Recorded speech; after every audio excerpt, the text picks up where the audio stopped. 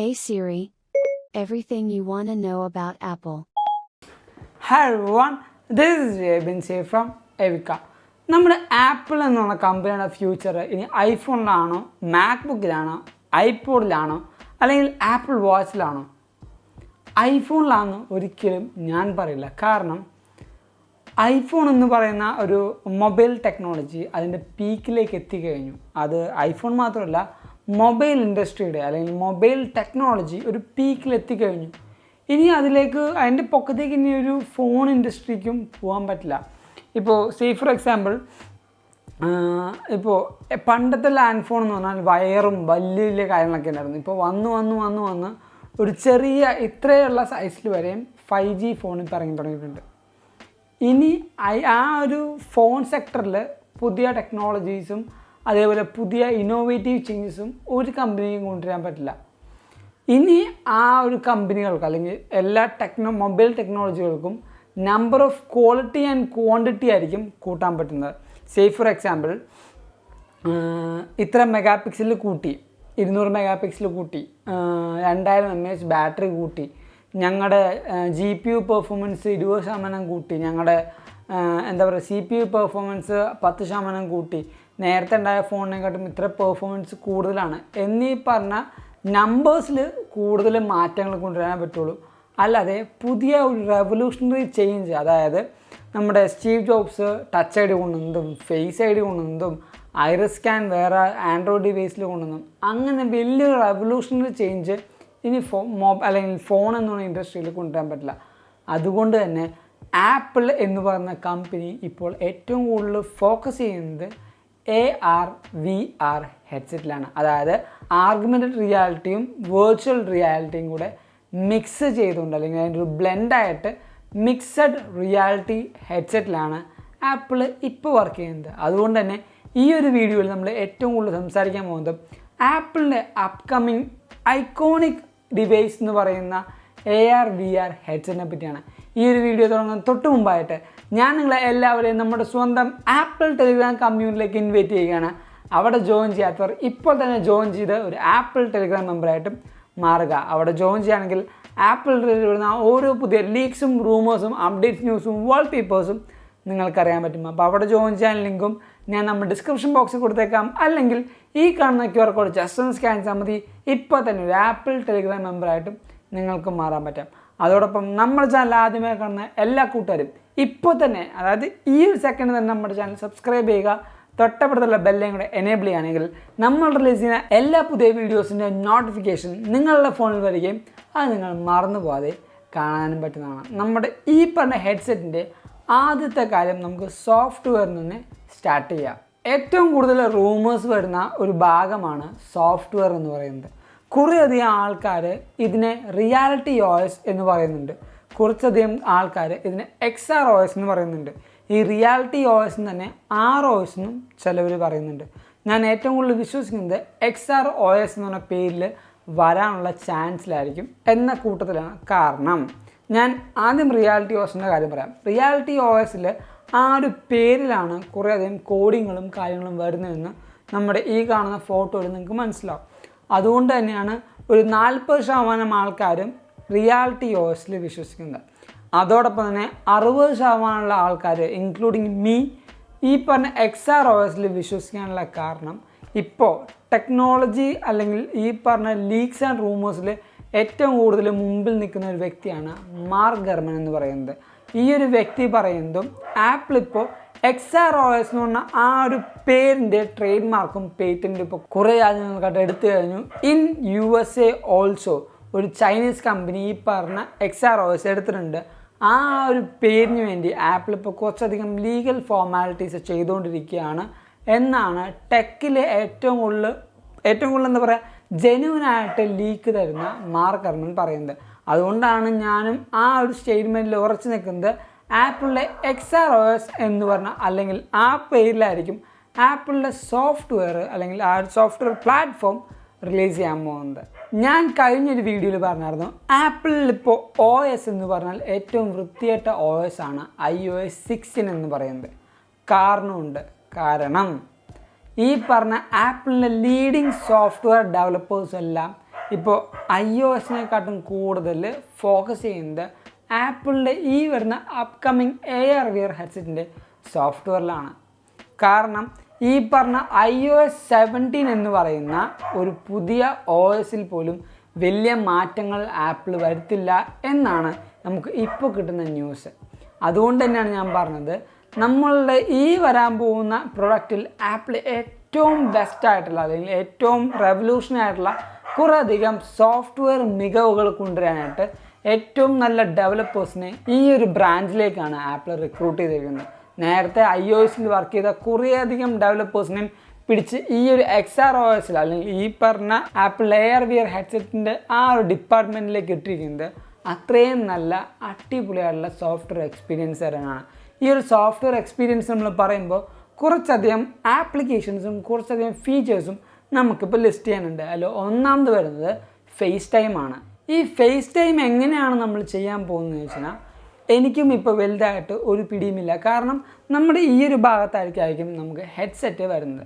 അതുകൊണ്ട് മിക്കവാറും നമ്മുടെ മുമ്പിലുണ്ടാകുന്ന ക്യാമറ മൂലം ഒരു പോയിൻ്റ് ഓഫ് വ്യൂ, അതായത് ഞാൻ ക്യാമറ വെച്ചാൽ ഞാൻ എന്താണ് കാണുന്നത് അതേപോലെ എൻ്റെ കോളിൻ്റെ റിസീവറിനും കാണാൻ പറ്റുന്ന ഒരു ഫേസ് ടൈം ആയിരിക്കും ചിലപ്പോൾ ഉദ്ദേശിക്കുന്നത്.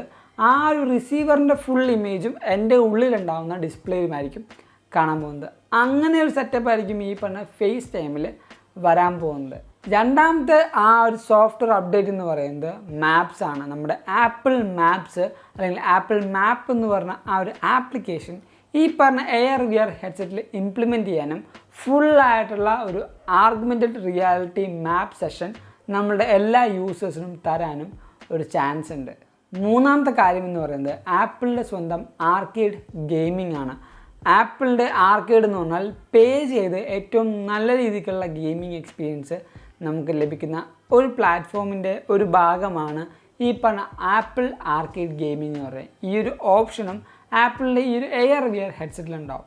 അടുത്തൊരു മാറ്റം എന്ന് പറഞ്ഞാൽ നമുക്ക് ഏറ്റവും കൂടുതലും ആപ്പിളിൽ തന്നെ സോഫ്റ്റ്വെയർ ആയിട്ട് വരുന്ന ആപ്പിൾ TV+ ആണ്. കുറേയധികം കോണ്ടൻറ്റുകളും കുറേയധികം മൂവികളും നമുക്ക് ആപ്പിളിൻ്റെ ഈ ഒരു AR/VR ഹെഡ്സെറ്റിലൂടെ കാണാനും അത് നല്ല രീതിക്ക് എക്സ്പീരിയൻസ് ചെയ്യാനും പറ്റുന്നതായിരിക്കും. ഏറ്റവും അവസാനമായിട്ട് ഈ പറഞ്ഞ സോഫ്റ്റ്വെയർ അപ്ഡേറ്റിൽ വരുന്ന കീ ഫീച്ചറാണ് ആപ്പിളിൻ്റെ ഒരു ആപ്പ് സ്റ്റോർ ഈ ഒരു AR/VR ഹെഡ്സെറ്റിലുണ്ടാവും.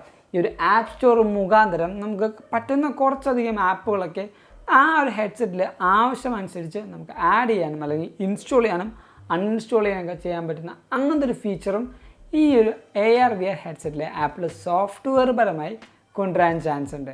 ഇനി നമുക്ക് ഈ പറഞ്ഞ AR/VR ഹെഡ്സെറ്റിൻ്റെ ഹാർഡ്വെയറിലേക്ക് വരാം. ഹാർഡ്വെയറിലേക്ക് വരുമ്പോൾ ഏറ്റവും ആദ്യം പറയേണ്ടത് ഇതിൻ്റെ ഫ്രണ്ടിൽ കൊടുക്കുന്ന ക്യാമറയാണ്. ഏറ്റവും നല്ല രീതിക്കുള്ള ക്യാമറയായിരിക്കും ഈ ഒരു ആപ്പിളിലെ AR/VR ഹെഡ്സെറ്റിൽ കൊടുക്കുന്നത്. ഈ ഒരു ക്യാമറ മുഖാന്തരമായിരിക്കും നമുക്ക് ഏറ്റവും കൂടുതലും AR ഫീച്ചേഴ്സ് നമുക്ക് കണക്ട് ചെയ്യാൻ പറ്റുന്നത്. AR എന്ന് പറഞ്ഞാൽ ആർഗ്യുമെൻറ്റഡ് റിയാലിറ്റി. നമ്മുടെ ആർഗ്യുമെൻറ്റഡ് റിയാലിറ്റി എങ്ങനെയാണ് വർക്ക് ചെയ്യുന്നത് വെച്ചാൽ നമ്മുടെ ഈ പറഞ്ഞ സ്മാർട്ട് ഫോണിലും ക്യാമറയിലൊക്കെ കാണുന്ന ആ ഒരു ഇമേജ് നമ്മുടെ ഫോണിലേക്കും നമ്മുടെ ഈ പറഞ്ഞ എല്ലാ സ്മാർട്ട് ഡിവൈസിലേക്കും ക്യാപ്ചർ ചെയ്ത് ആ ഒരു ഇമേജിലേക്ക് കുറേ കാര്യങ്ങൾ ആഡ് ചെയ്യാനും അതിൽ കുറേ ഇംപ്രവൈസേഷൻ കൊണ്ടുവരാനാണ് ആർഗ്യുമെൻറ്റഡ് റിയാലിറ്റി നമുക്ക് ഹെൽപ്പ് ചെയ്യുന്നത്. ഫോർ എക്സാമ്പിൾ നമ്മുടെ ഐഫോണിലൊക്കെ നമ്മൾ ലൈഡാർ സെൻസർ ഉപയോഗിച്ച് ഒരു റൂമിൻ്റെയൊക്കെ ഫോട്ടോ അല്ലെങ്കിൽ റൂമിൻ്റെയൊക്കെ ഒരു സാധനം സ്കാൻ ചെയ്താൽ ആ ഒരു റൂമിനുള്ളിൽ നമുക്ക് ഇഷ്ടമുള്ള ഡൈനിങ് ടേബിൾ, ഒരു ഡീകോറ്, ഒരു TV ഒക്കെ നമ്മൾ വെക്കില്ലേ, അത് നമ്മുടെ ആ ഒരു ഫുൾ റൂമിനുള്ളിൽ നമുക്ക് മാക്സിമം പുതിയ പുതിയ സാധനങ്ങൾ കൊണ്ടുവന്നാൽ എങ്ങനെയിരിക്കും എന്നതാണ് ഈ പറഞ്ഞ ആർഗ്യുമെൻറ്റഡ് റിയാലിറ്റിയിൽ നമുക്ക് ഹെൽപ്പ് ചെയ്യുന്നത്. അതേപോലെ ഈ പറഞ്ഞ AR/VR ഹെഡ്സെറ്റിൻ്റെ ഉള്ളിൽ ഡിസ്പ്ലേ വരുന്നത് ഒരു മൈക്രോ LED അല്ലെങ്കിൽ മൈക്രോ OLED ഡിസ്പ്ലേ ആയിരിക്കും. ഈ ഒരു ഡിസ്പ്ലേ എന്തിനാണെന്ന് വെച്ചാൽ ഏറ്റവും ആധുനികമായിട്ടുള്ള ഒരു VR എക്സ്പീരിയൻസ് തരാണ്. VR എന്ന് പറഞ്ഞാൽ വെർച്വൽ റിയാലിറ്റി. വെർച്വൽ റിയാലിറ്റി എന്ന് പറഞ്ഞാൽ നമ്മുടെ ഈ പറഞ്ഞ മെറ്റാവേഴ്സ്, അതേപോലെ ഒരു കമ്പ്യൂട്ടർ യുഗം അല്ലെങ്കിൽ കമ്പ്യൂട്ടർ വേൾഡ് എന്നൊക്കെ പറയില്ലേ, അതാണ് ഈ പറഞ്ഞ വെർച്വൽ റിയാലിറ്റി എന്ന് പറഞ്ഞാൽ. വേറൊരു റിയാലിറ്റി ഓൾറെഡി സെറ്റ് ചെയ്തിട്ട് ആ ഒരു റിയാലിറ്റിയിലേക്ക് നമ്മുടെ ഒരു അവതാർ എങ്ങനെ പോകുന്നു അല്ലെങ്കിൽ നമ്മളത് എങ്ങനെ ആക്ട് ചെയ്യുന്നോ എന്നത് നമുക്ക് അറിയാനും ഫീൽ ചെയ്യാനുള്ള ഒരു ലോകം അല്ലെങ്കിൽ വേറൊരു പ്ലാറ്റ്ഫോമാണ് ഒരു വെർച്വൽ റിയാലിറ്റി എന്ന് പറയുന്നത്. അതുകൊണ്ട് തന്നെയാണ് ഞാൻ പറഞ്ഞത് ആദ്യം AR/VR-ഉം അല്ലെങ്കിൽ AR-ഉം VR-ഉം കൂടെ മിക്സ് ചെയ്ത് അല്ലെങ്കിൽ ബ്ലെൻഡ് ചെയ്തുകൊണ്ടാണ് ഒരു മിക്സ്ഡ് റിയാലിറ്റി ആപ്പിൾ കൊണ്ടുവരാൻ പോകുന്നത്. അടുത്ത് വരുന്ന ഒരു ഹാർഡ്വെയറിലെ മികവാണ് ഒരു വൈഫൈ 6E എന്ന് പറയുന്ന ഒരു പുതിയ ചിപ്പും അല്ലെങ്കിൽ പുതിയൊരു ബാൻഡും ആപ്പിൾ ഇൻട്രൊഡ്യൂസ് ചെയ്യുന്നുണ്ട്. ഈ 6E എന്ന് പറയുന്നത് എക്സ്റ്റെൻഡ് എന്നാണ്. അതായത് കൂടുതലധികം വൈഫൈയും സിഗ്നലും അതിനെ ക്യാപ്ചർ ചെയ്യാനും ഒട്ടും സിഗ്നൽ പ്രോബ്ലം ഇല്ലാതെ നമുക്കത് യൂസ് ചെയ്യാനും വേണ്ടിയാണ് ആപ്പിളിൻ്റെ ഇപ്പോൾ പുതിയതായിട്ട് വരാൻ പോകുന്ന ഒരു വൈഫൈ 6E ബാൻഡും ഇതിൽ കൊടുക്കാൻ പോകുന്നത്. അതേപോലെ ഇപ്പോഴും ഞാൻ പൂർണ്ണമായും വിശ്വസിക്കാത്ത ഒരു ലീക്കാണ് ഞാൻ ഇപ്പോൾ പറയാൻ പോകുന്നത്. അത് ഞാൻ നിങ്ങളോട് പറയാം. അതെന്താണെന്ന് വെച്ചാൽ ഈ ഒരു എയർ വിയർ ഹെഡ്സെറ്റ് പവർ ചെയ്യാൻ പോകുന്നത് M2 എന്ന് പറഞ്ഞ നമ്മുടെ ഈ ഒരു മാക്ബുക്കിൻ്റെയൊക്കെ സിൽക്കൺ ചിപ്പായിരിക്കും എന്നാണ് പറയുന്നത്. പക്ഷേ എനിക്ക് തോന്നുന്നത് ആപ്പിൾ ചിലപ്പോൾ, എനിക്ക് ഫുള്ളി ഉറപ്പല്ല, പക്ഷെ ചിലപ്പോൾ ഈ പറഞ്ഞ എയർ വിയർ ഹെഡ്സെറ്റിന് ഒരു പുതിയ ചിപ്സെറ്റ് ആപ്പിൾ ഇൻട്രൊഡ്യൂസ് ചെയ്യാൻ കാരണമാവും. കാരണം ഐഫോൺ എന്ന് പറഞ്ഞ റെവല്യൂഷണറി ഡിവൈസിന് ആപ്പിൾ ഒരു എന്താ പറയുക A സീരീസ് എന്ന് പറഞ്ഞ ചിപ്സെറ്റ് കൊണ്ടുവന്നു. മാക്ബുക്കിന് ഇപ്പോൾ സിൽക്കൺ ചിപ്പ് കൊണ്ടുവന്നു.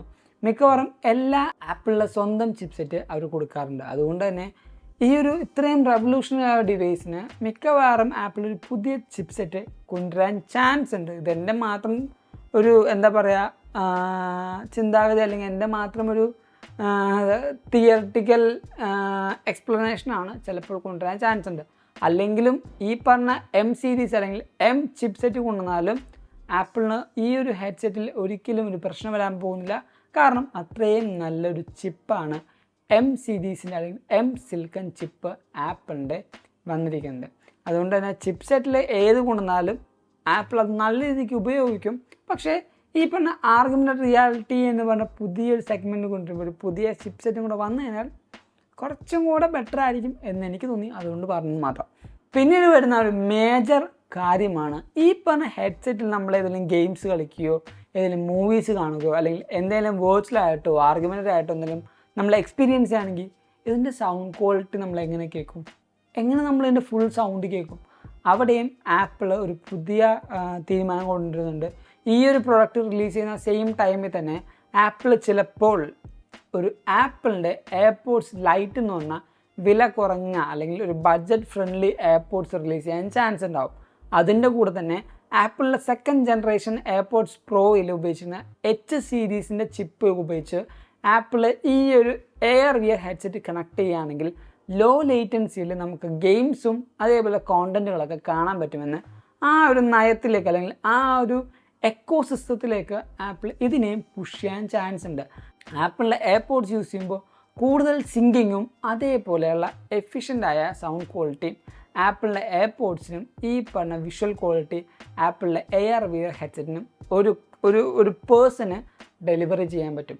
അതേപോലെ അവസാനത്തെ ഒരു എന്താ പറയുക പ്രൈവസി അല്ലെങ്കിൽ ഒരു പാസ്കോഡ് എന്ന ഓപ്ഷൻ വരാൻ പോകുന്നത് ഐറസ് സ്കാനിങ് ആയിരിക്കും. നമ്മുടെ സാംസങ്ങിൻ്റെ നോട്ടിലൊക്കെ പഴയ ഒരു എൻ്റെ S നോട്ട് ഉണ്ടായ സമയത്ത് എനിക്ക് ഓർമ്മയുണ്ട്, നമ്മുടെ കണ്ണിൻ്റെ കൃഷ്ണമണി ഐറിസ് സ്കാൻ ചെയ്തിട്ടാണ് ആ ഒരു ഫോൺ നമുക്ക് അൺലോക്ക് ആവുന്നത്. അതേ സെയിം ഫീച്ചർ ആയിരിക്കും ഈ പറഞ്ഞ എയർ വിയർ ഹെഡ്സെറ്റിൻ്റെ ഒരു പ്രൈവസി അല്ലെങ്കിൽ ഒരു പാസ്കോഡ് നമുക്ക് കൊണ്ടുവരാൻ പോകുന്നത്. എടുത്ത് വെക്കുമ്പോൾ നമ്മുടെ ബയോമെട്രിക്സ് എന്നൊക്കെ പറയുന്നത് നമ്മുടെ കണ്ണിൻ്റെ ആ ഒരു ഐറിസ് സ്കാൻ ചെയ്തിട്ടായിരിക്കണം ആപ്പിൾ ഈ ഒരു ഡിവൈസ് അൺലോക്ക് ചെയ്യുന്നതും അതേപോലെ ബാക്കിയുള്ള പ്രവർത്തനങ്ങളും ചെയ്യാൻ പോകുന്നത്. ഇത് ഐറിസ് സ്കാനൊക്കെ വരുമ്പോൾ ഇത്രയും പറഞ്ഞ സെറ്റപ്പൊക്കെ ആപ്പിൾ ഇതിൽ കൊണ്ടുവരികയാണെങ്കിൽ മിക്കവാറും ആപ്പിളിന് ഒരു 2000 മുതൽ $3000 വരെ ആയിരിക്കും ഈ ഒരു എയർ വിയർ ഹെഡ്സെറ്റിൻ്റെ പ്രൈസ് വരാൻ പോകുന്നത്. ഈ ഫുൾ പറഞ്ഞ കാര്യങ്ങളും ആപ്പിളിലെ മേജറായിട്ട് വരുന്ന മാർക്ക് ഗർമനും അതേപോലെ മാർക്ക് റൂമേഴ്സും പിന്നെ 9 to 5 മാക്കിലൊക്കെ വന്ന ഏറ്റവും ലേറ്റസ്റ്റ് ആയ ലീക്സ് ആൻഡ് റൂമേഴ്സാണ്. ഈ ഒരു കാര്യങ്ങൾ മാക്സിമം അതായത് ഒരു 80-85% കറക്റ്റ് ആവാനും ചാൻസ് ഉണ്ട്. അപ്പോൾ ഈ വരുന്ന 2023 ഒരു മിഡൊക്കെ ആകുമ്പോഴത്തേക്കും ആപ്പിൾ ഈ ഒരു പ്രൊഡക്ട്സൊക്കെ പുഷ് ചെയ്യും അല്ലെങ്കിൽ റിലീസ് ചെയ്യും, അനൗൺസ് ചെയ്യും എന്നാണ് നമുക്ക് ഇപ്പോഴും കിട്ടുന്ന ഏറ്റവും അവസാനത്തെ ന്യൂസ് എന്ന് പറയുന്നത് അല്ലെങ്കിൽ ഒരു ലീക്ക് എന്ന് പറയുന്നത്. അതുകൊണ്ട് ഹോപ്പ്ഫുള്ളി നമുക്ക് ഈ വർഷം തന്നെ ഈ എല്ലാ പ്രൊഡക്റ്റും കാണാൻ പറ്റും എന്ന് ഞാൻ വിശ്വസിക്കുന്നു. ഈ ഒരു വീഡിയോ നിങ്ങൾക്ക് എന്തായാലും ഇഷ്ടപ്പെട്ടു, അതേപോലെ ഹെൽപ്ഫുൾ ആണെന്ന് കരുതുന്നു. അതുകൊണ്ട് തന്നെ നമ്മുടെ ഈ വീഡിയോ ഇപ്പോൾ തന്നെ ലൈക്ക് ചെയ്യുക, എല്ലാ കൂട്ടുകാർക്കും ഈ ഒരു വീഡിയോ ഷെയർ ചെയ്ത് കൊടുക്കുക. അതോടൊപ്പം നമ്മുടെ ചാനൽ ആദ്യമായി കാണുന്ന എല്ലാ കൂട്ടുകാരും ഇപ്പോൾ തന്നെ നമ്മുടെ ചാനൽ സബ്സ്ക്രൈബ് ചെയ്യുക, തൊട്ടപ്പുറത്തുള്ള ബെല്ലൈക്കൺ എനേബിൾ ചെയ്യുകയാണെങ്കിൽ നമ്മൾ റിലീസ് ചെയ്യുന്ന എല്ലാ പുതിയ വീഡിയോസും നോട്ടിഫിക്കേഷനായിട്ട് വരികയും നിങ്ങളുടെ ഫോണിൽ അത് മറന്നു പോകാതെ കാണുകയും ചെയ്യും. അതോടൊപ്പം നമ്മുടെ ഈ പറഞ്ഞ ടെലിഗ്രാം കമ്മ്യൂണിറ്റിയിൽ, ആപ്പിൾ ടെലിഗ്രാം കമ്മ്യൂണിറ്റി നിങ്ങൾ ഇപ്പോഴും ജോയിൻ ചെയ്തില്ലെങ്കിൽ ഇപ്പോൾ തന്നെ ജോയിൻ ചെയ്യുക. ഒരു ആപ്പിൾ ടെലിഗ്രാം മെമ്പറായിട്ടും നിങ്ങൾക്ക് മാറാൻ പറ്റും. അപ്പോൾ അവിടെ ജോയിൻ ചെയ്യാൻ ലിങ്കും ഞാൻ നമ്മുടെ ഡിസ്ക്രിപ്ഷൻ ബോക്സിൽ കൊടുത്തേക്കാം. അല്ലെങ്കിൽ ഈ കാണുന്ന QR കോഡ് ജസ്റ്റ് ഒന്ന് സ്കാൻ ചെയ്താൽ മതി. ഇപ്പോൾ തന്നെ ഒരു ആപ്പിൾ ടെലിഗ്രാം മെമ്പറായിട്ടും നിങ്ങൾക്ക് മാറാൻ പറ്റും. അതല്ലാതെ നിങ്ങൾക്ക് ഇൻസ്റ്റാഗ്രാം വഴി അപ്ഡേഷൻസ് വേണമെങ്കിൽ നമ്മുടെ സ്വന്തം ഇൻസ്റ്റാഗ്രാമിൻ്റെ ID ഞാൻ തൊട്ട് താഴത്ത് കൊടുക്കുന്നുണ്ട്. Go follow me in Instagram too. And thank you so much for watching this whole video. This is Abin Xavier signing from Evika.